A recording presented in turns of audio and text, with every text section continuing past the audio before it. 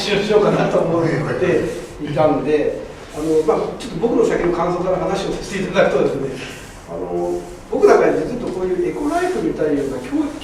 僕ね、こういうのをやっぱり教育をまず受ける機会が、皆さんどうか聞く機会とかありますかね。僕なんかそういうのはやっぱり聞く機会が今日初めて聞いたんで、今までの生き方がですね、こんなエコライフな生き方までしたことはなかったんで、今日はですね、なんかちょっと不思議な、でも僕らずっとサラリーマンやってて、そういう家にも、言われれば分別主義だなと、何の言われもなくこう言われたままにしてたんですけども、そういう中で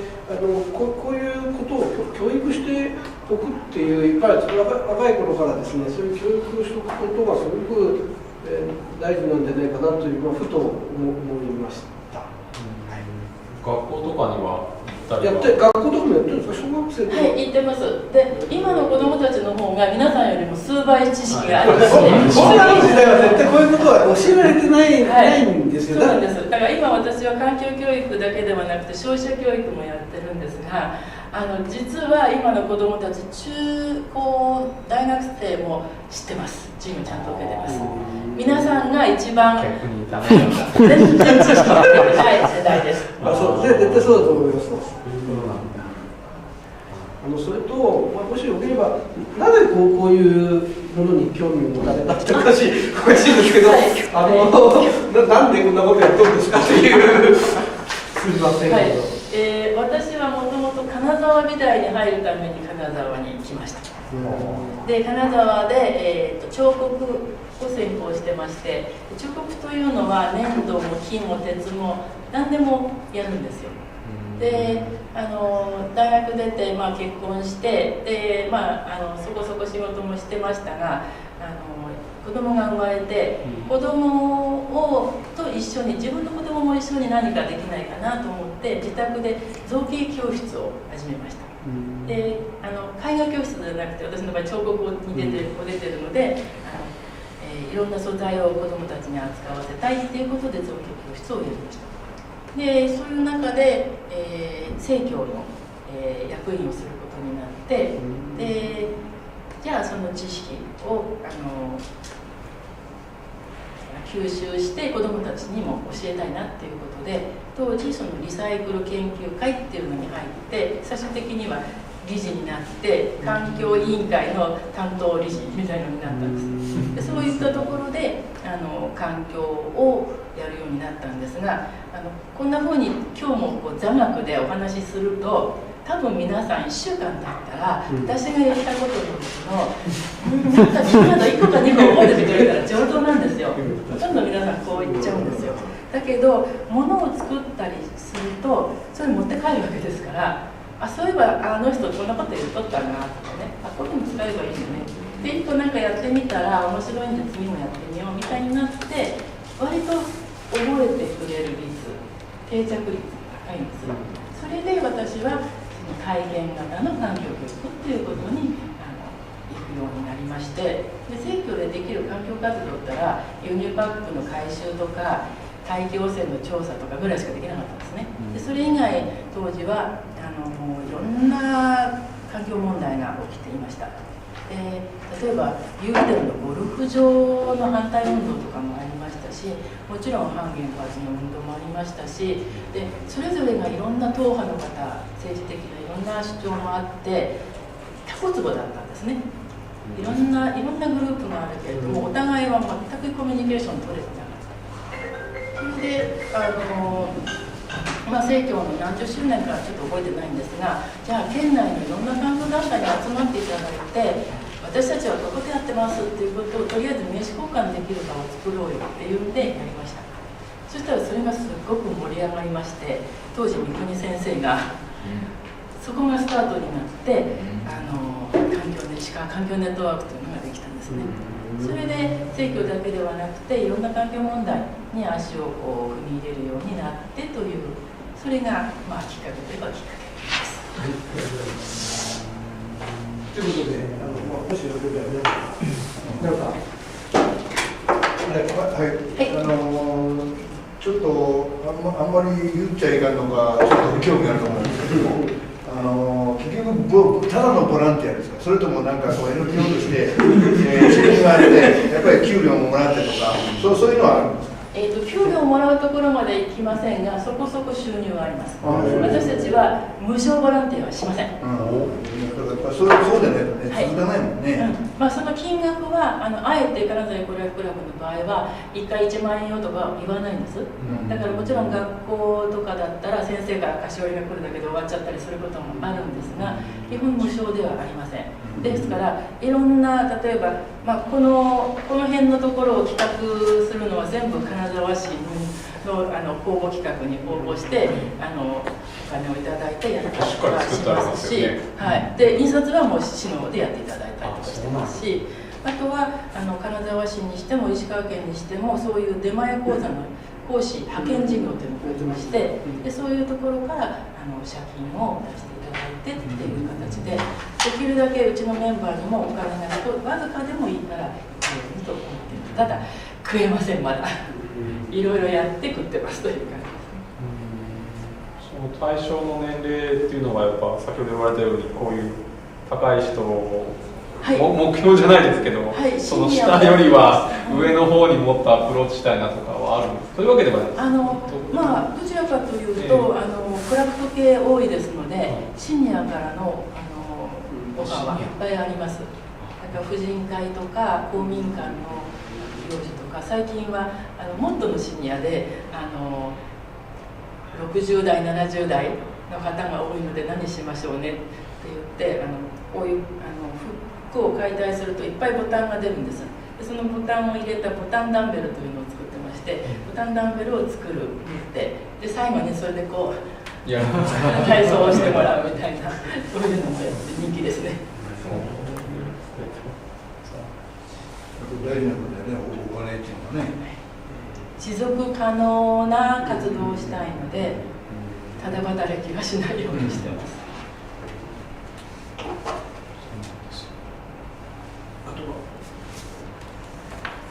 先ほど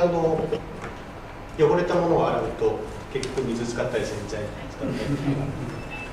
りゴミ出すプラゴミ汚れたままで拭いてないとかいろいろあって、拭くっていうのは結局汚れを右から左に移すだけで汚れはなくなってないですよね。で拭いたそのものを今度処分するときに、また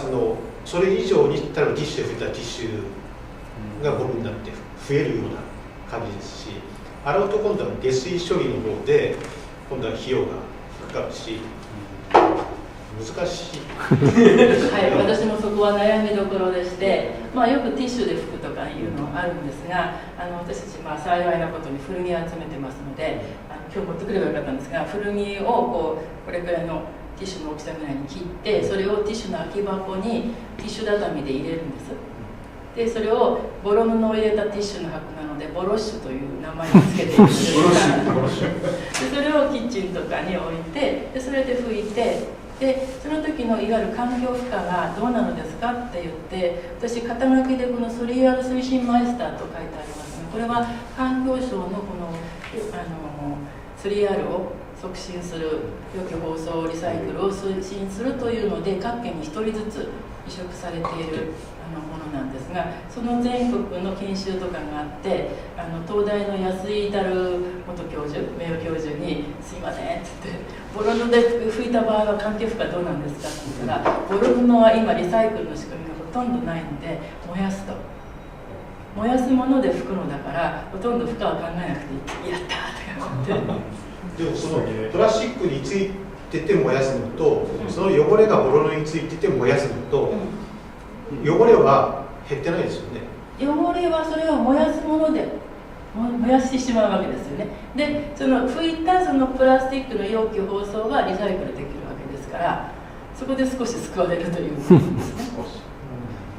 それって拭いたぐらいで大丈夫なんですか？もちろんです。きれいになってなくても大丈夫です。それは集めてまた洗うんですか？洗いません。いろんなリサイクルと方法があって、金沢市はその年その年で業者さんが変わったりもするわけですよね、一応。で一回ペレットみたいな形でなってそれをもう一回溶かし直してでまた成形して例えば、植木鉢になったりとかそこから繊維を取り出してで皆さんの着ているフリースだったりとか市役所の職員さんが着ている水色の制服とかになったりとかねあれはペットボトルですけどね。溶かす時というのはある程度汚れたものでも大丈夫ということです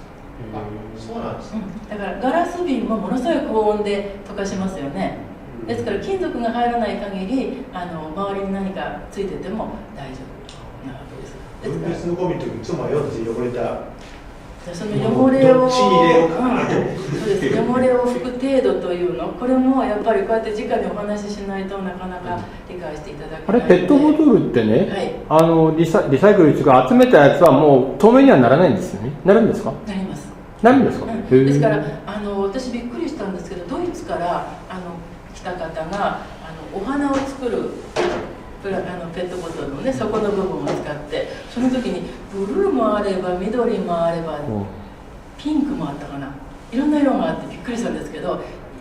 日本の場合は昔はあったんですけど今はほとんど無色透明それはリサイクルしやすいようにということでもし色をつける場合も周りにお茶のあれそうですね緑色のこうフィルムがかかってますよね。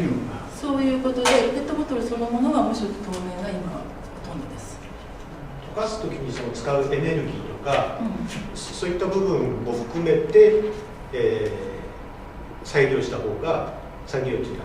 もう一回資源化した方がいいんですか？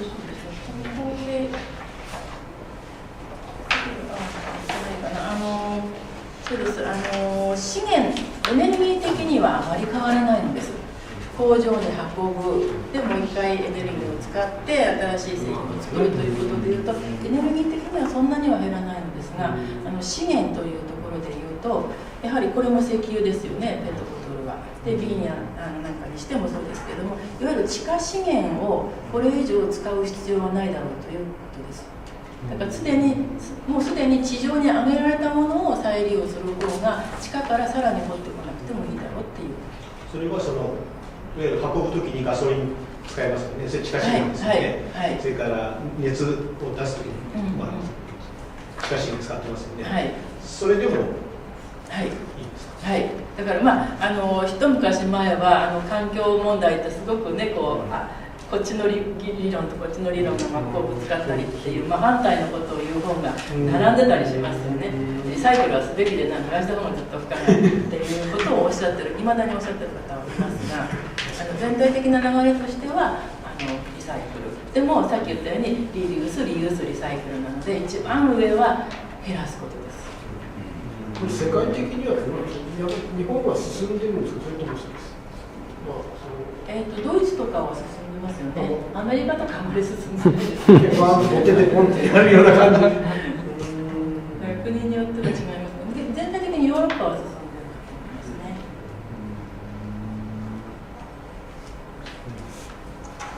今は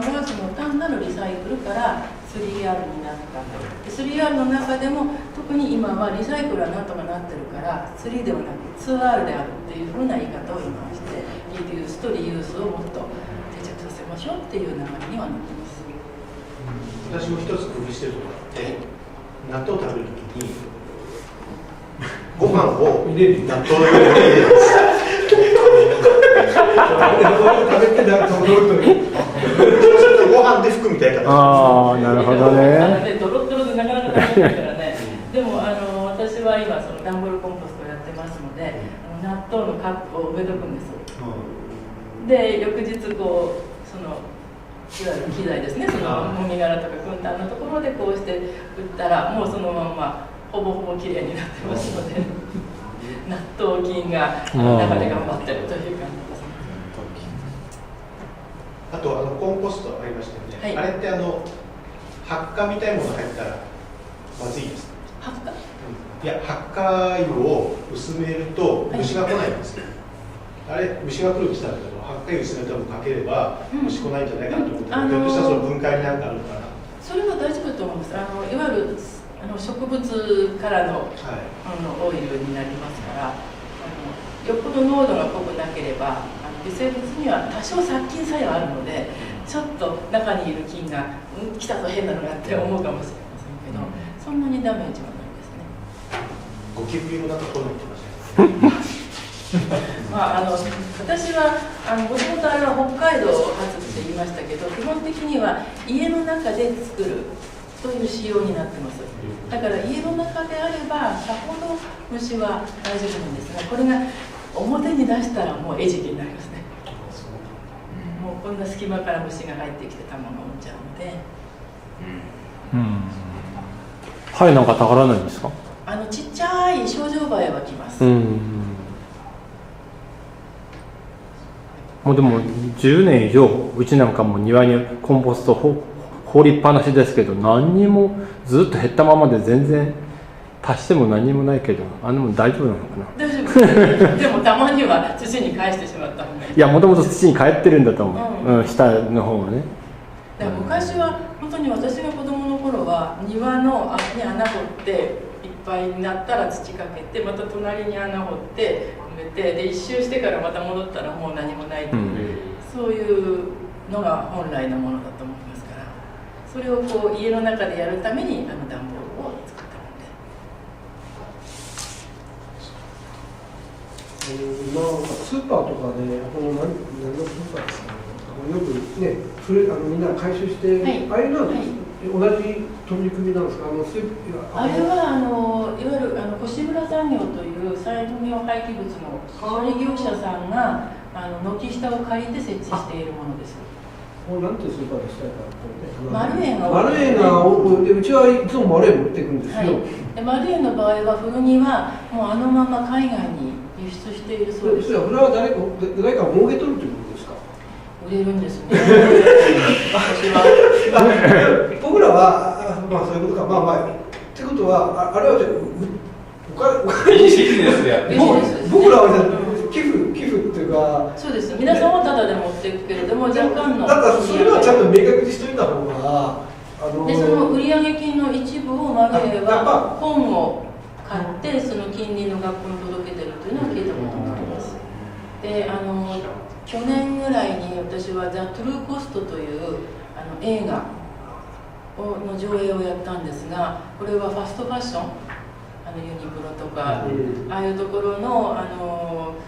服はすごく安く作っていて、でそれがバングラデシュだったりとかね、そういったアジアの貧しい人たちが作っている。それによって事故が起きてビルが丸ごと倒壊して人が亡くなったりっていうことが多発しているんですが、ああいう安いものを買うことが私たちはそのエシカルな倫理的な消費としてどうなんだろうっていうことを問題提起したものなんですが、買う時もそうだけれども、そうやって捨てたものが海外に行って海外で結局あれは木綿よりはポリエステルとか化学繊維なわけですから、最終的にはさっき紹介した手島のような形で石油に戻って水を汚染する状態になっているそうなんです。あれを見た時には私たちはマルエのあれを出していいんだろうかどうなんだろうか、その先を確かめたいと。僕らはやってる人は正しいことだとね、ここに置いてリサイクルでやるよりはそこに置いた方が僕らは本当は気持ちよくない人たちのとこへ行くんだなという感覚、うちのかみさんだとそういう感覚でそこを持って取るみたいですよ。誰か来てもらえればっていうけど、それ商売するのちょっとひどい。ビジネスなんですから。いやさっきの 2R の中ではやっぱりそのリユースだったね。例えばパソコンにしてもリユースの古いパソコンがちゃんと性能がしっかりしてますよって皆さんに安心してもらえないと利用してもらえないわけじゃないですか。だからそういう静脈産業の人が安心してビジネスも組み立てられるようなことをやっていかなきゃこれ 2R いかないわけですよ。ということはあれはリユースということでビジネスであるというふうに。そうなんです。ただその行き先が私はしっかり確かめないと思いますけど。書いとかないとダメなような気がするけど、これは私たちは。そうですね。そう思います。どう思いません？そうですね。私はそういいこと僕らはいいことしてると思ってるんですね。どれくらいのものがリユースされて、で皆さんのおかげでこういうふうになりましたっていう、言ったらその CSR じゃないですけど、そういう情報も公開してきちんとお知らせする必要はあるという気がしますね。ならばね、リサイクル持ってった方がいいってことですね。それは違うな。リサイクル持ってたらいや一回ね越村さんにも確認をして、私は直接聞いてないんですが、海外に持ってってそれでも売れないものはまた戻してますっていうふうには聞いたんです。そこまでコストかけることかなってちょっと思ったりするので、きちんと真意を確かめたいとは思ってます。一つ質問しますけども、先生は彫刻家じゃないですか。今彫刻活動っていうのをやってるんです。面白い。でも、物を作るっていうことが今こういう仕組みを作るとか人を育てるとか、そういうところにエネルギーというか、それが面白いので、まあいいかなと。ある意味彫刻なんです。彫刻というのも地下資源をね使って石掘ったりとかね、まあ木もそうなんだけど、木は私許せるんです。最終的に朽ちていくから戻るからいいんですけど、石なんかろくなもん作らないで大理石とかねこんなものを町のところに置いて、これこそ公害だと思ったりもするものがあるので朽ちていくものがいいですね、素材は。さっき講演の中でね、ほらだんだん生ゴミがご自分の自宅からは少なくなってる、いわゆるスーパーで5円で買ったって、あれは今度有料化になったらそういうのってどうなるんですかね。実はですね、金沢市が半透明のゴミ袋を導入するときに当時記名制で透明袋の導入っていうのが1回出たんです、それをやめてくださいっていうお話をしたことがありまして、でそれを一応金沢市は受けてくださって、でスーパーに協力してもらって半透明ゴミ袋の導入が協力をしてもらうようになったんですね。だから金沢市の皆さんは結構レジ袋を使ってゴミを出すということが習慣化されてますし、そういう意味ではゴミを少なく出すことに一生懸命になってらっしゃる家庭もあるんですね。だからそこの努力は評価してほしいな、そういう仕組みにしてほしいなとは思ってます。だから変な話ですけど、ストアで言えば5円で売ってるわけだから、まあある種有料化のゴミ袋じゃないですか。さっきの話聞いてて思ったんだけど、じゃあそしたら別にそれぐらいの1袋だったら別に買わなくてもそのまま出しても別に罰当たらないんじゃないかなとも思ったんだけど、でも金沢市って入れないと。金沢市って書けばいい。それは今度はその袋じゃないと取ってってくれなくなるのか、有料化になると。まあだからそれは難しいんだから、誰か不定の人が勝手にゴミ置き場に置いてったらどうするのとかね、そういった誰が一体責任持つのみたいな話があって、今回のところで一番反対の声を上げたの町会の方と婦人会の方っていうのは、やっぱり常にゴミ当番してて不法投棄とかルール違反っていうところと向き合ってる方たちですから、それは悲鳴も上げますよねっていうことです。説明会でも一番そういうのが反対意見として多かったですよね。いや今回はだから有料になるのは生ゴミだけですか。生ゴミ、いわゆる金沢市的な言い方なのですが、燃やすゴミと燃やさないゴミ。燃やすゴミと燃やさないゴミは有料化になるんですか。燃やすゴミだけじゃないんですね。だからいわゆる埋め立てですね。あれ他の自治体だと燃えるゴミっていう言い方するんですけど、燃えるゴミだったらそれこそガラスと鉄以外みんな燃えるやろっていうことになるので、あえて燃やさないゴミっていう表記なんですけど、燃やさないそれが埋め立てですね。でいわゆるリサイクルのものは無料ですけども、缶とかペットボトルとかは無料です。無料なんです、はい、だからそういうことにすれば資源のところに、今まで埋め立てたり燃やしたりするものも資源のところに行くんじゃないかっていうのが、拭いたり洗ったりしてそっちに出せばいいということですね。それを誘導していくための有料化っていう再資原料と再資源化っていう、そのための有料化というのが説明ですね。金沢市あちこちで本当に説明会してるっちゅうけど何か今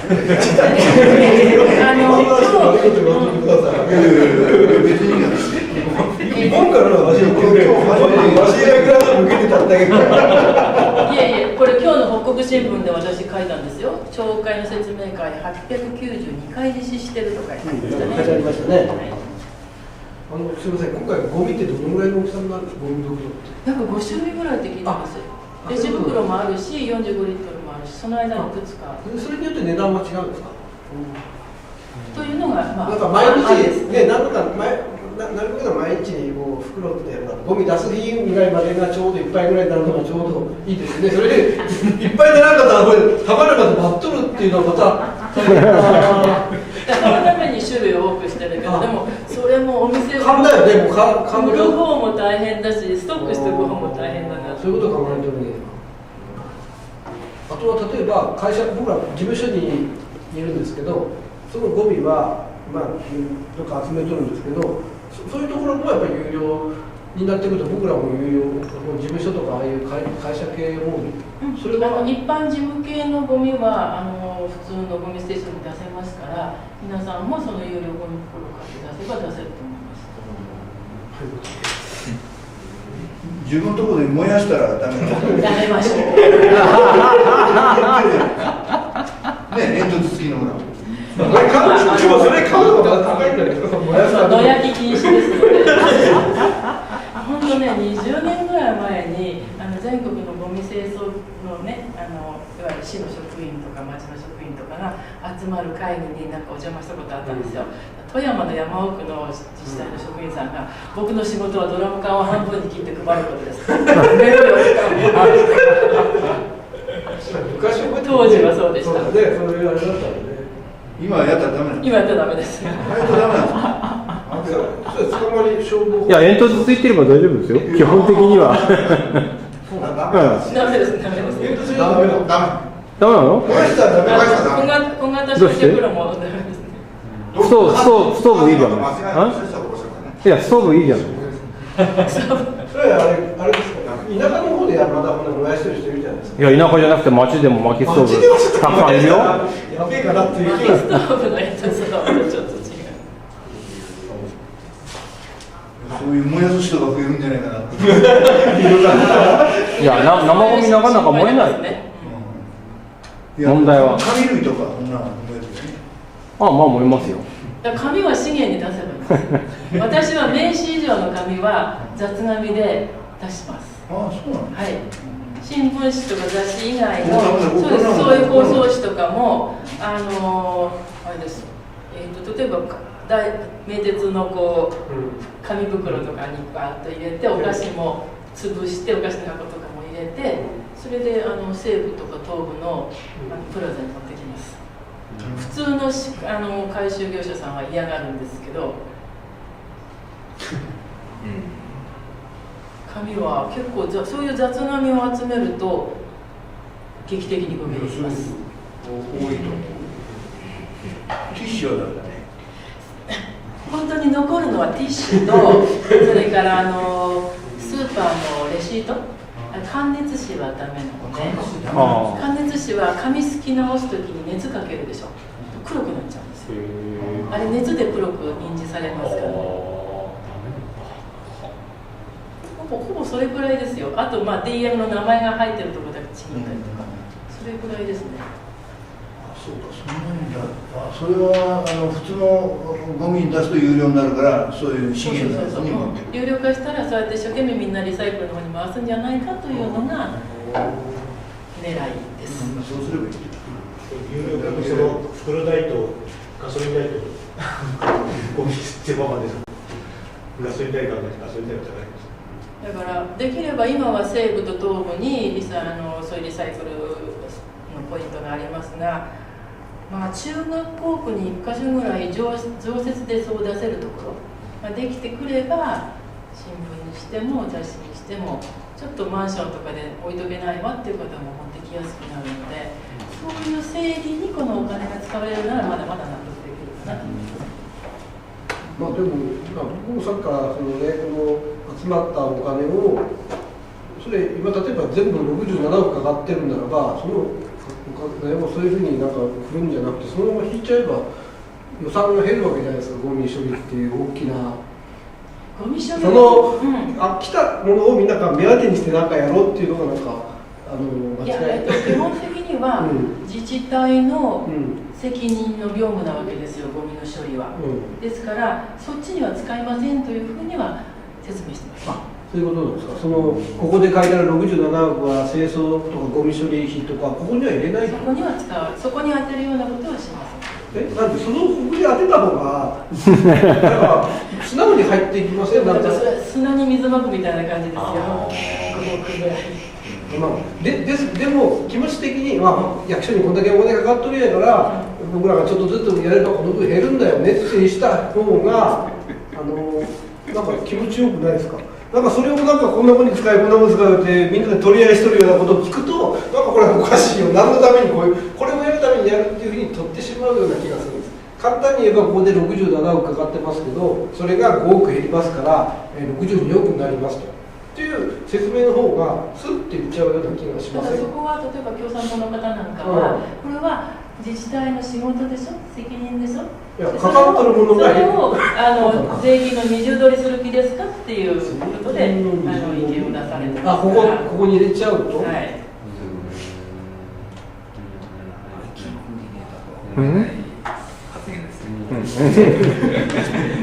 それはそれ、これはこれってしとかないとごっちゃになってもっとわからなくなると思います。消費税みたいなもんですよ。ね、使い道をなんかやるってそこに何かあるんじゃないかなって思ったりするわけですよ。さっきのね、軒下で作ってパッとやってるこういうやからがなんかごめんにも当てるかなって気はしない。それこそ市民が議論をしていろんな施策を作っていくっていうことでいいかなと思います。政治の世界は。あとなんか皆さんあります？一番やっぱり森部さんなんか前出て話してもいい？そう。何をちょっとゴミの話。前に出て？なんでその前に出る？ホワイトボード使い。そういうこと？いい？端的に？端的には短くする。前に出て？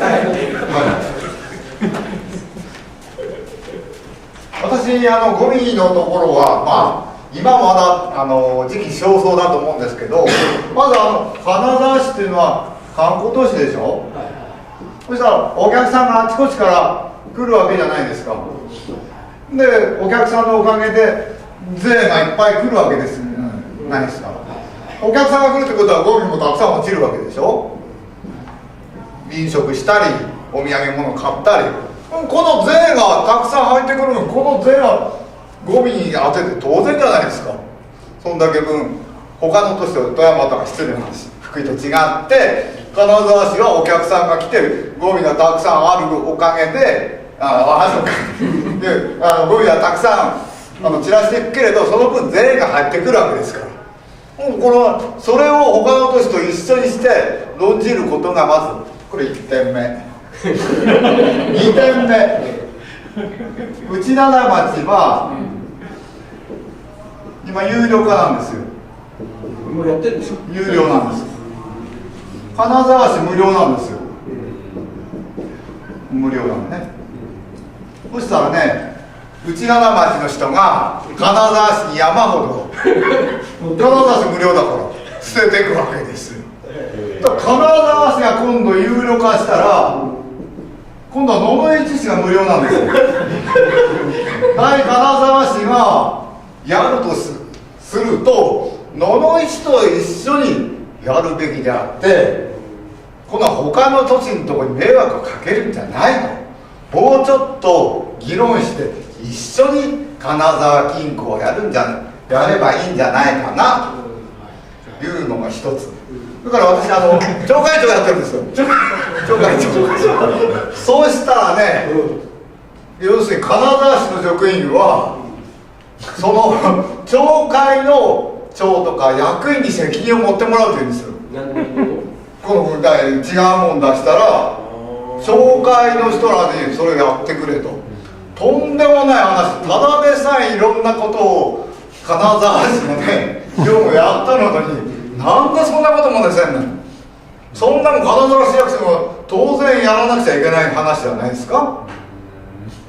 何でもその部署のボランティアでやってるその町会の役員を使うんじゃないの。それを言いたかったんです。明確で。誰しもね、今の分ってののいち持ってけへんのよね。持ってたこれを今度ののいち持っててこれを持ってけへん。ダメ。確かにそうなんです。日本で最初に有料化したのが北海道の伊達市かな。でやっぱり越境したそうです。周辺の不法投棄が増えたそうです。それは当然考えなきゃいけない問題ですね。あとゴミ問題っていうのは昨日かな今私石川テレビの夕方のニュースに出させてもらってるんですけど、アナウンサーと話してて、僕彼は東京の子なんだけどカナダに来たりして全国同じゴミのルールだと思ってたと。学生さんなんかそうですよね。移動して初めて自分が育ったところと違うっていうのを気づいて、なんでなんだろうって思いましたっていうふうに言ってましたけど、本当にその焼却炉があるか埋め立て場があるかリサイクルのそういうセンターがあるのかによってそれぞれの自治体で全部違うわけですから、本当はもうそろそろ広域圏で処理をしていくっていう考え方、今白山と野々市とその川北が入ってやってますけどね、そんな風になっていってもいいのかなというふうには思いますね。だいたいゴミとそれから消防とから採除、それが一緒にやってる事務組合って結構ありますから。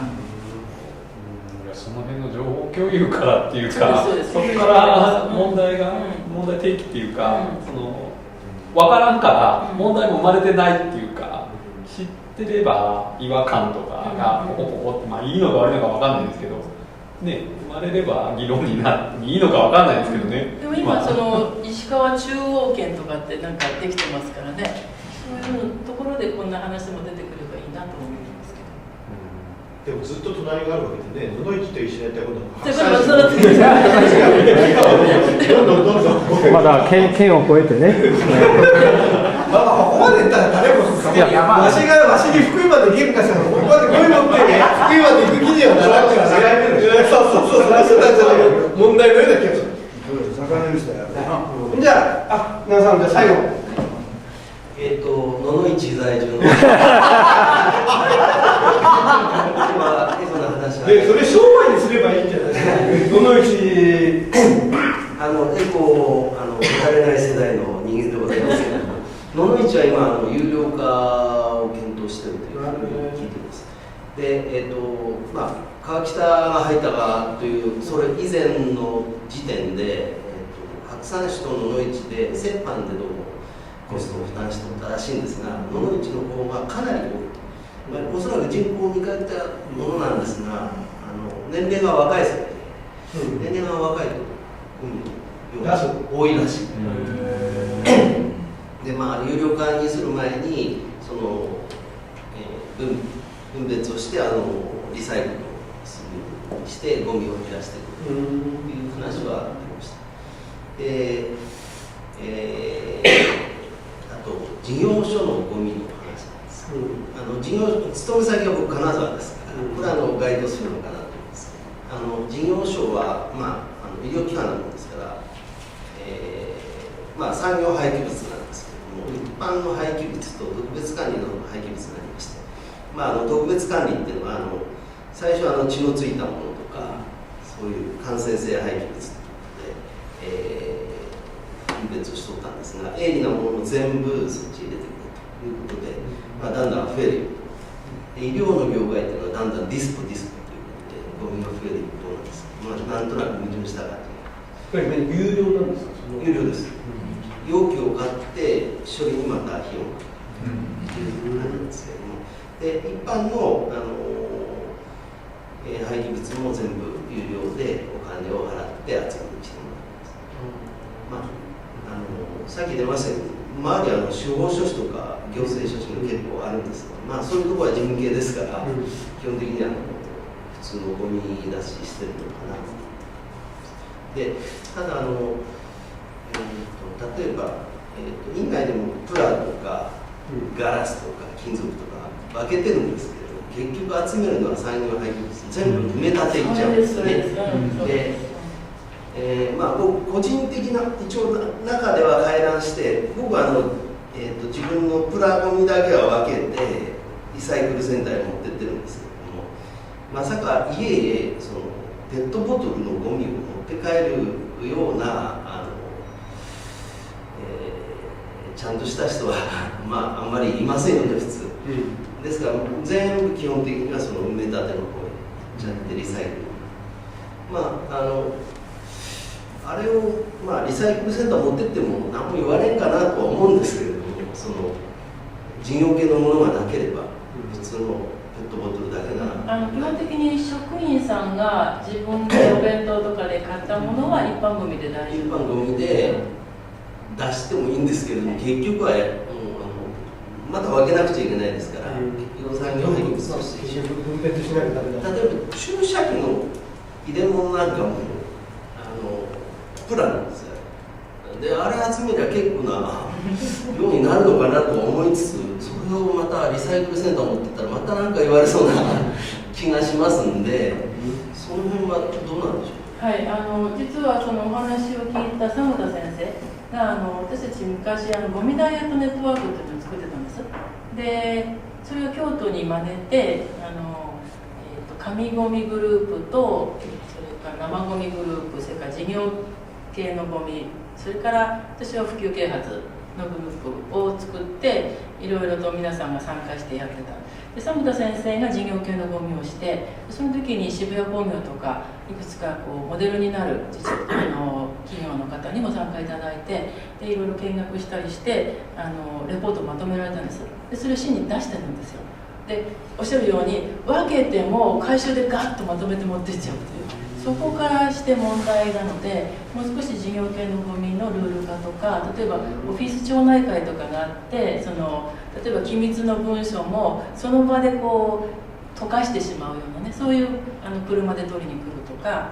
そういうなんかもう少し資源化できるような仕組みを構築してくださいという意見書は出したというふうに聞いてますが、それがどうもまだ動いてない。でもここでもし一般家庭ゴミが有料化になれば、当然事業系のゴミも同じようなルールでもう一回整備し直さなければいけないと思うので、その時初めて訴状に乗ってくるのかなと期待はしてますが、できる範囲で例えば新聞雑誌段ボールなんかは以前はお金かけて回収にしてもらってたんですけども、今割とペイできるので回収費用なしでタダで売ってくれてますから、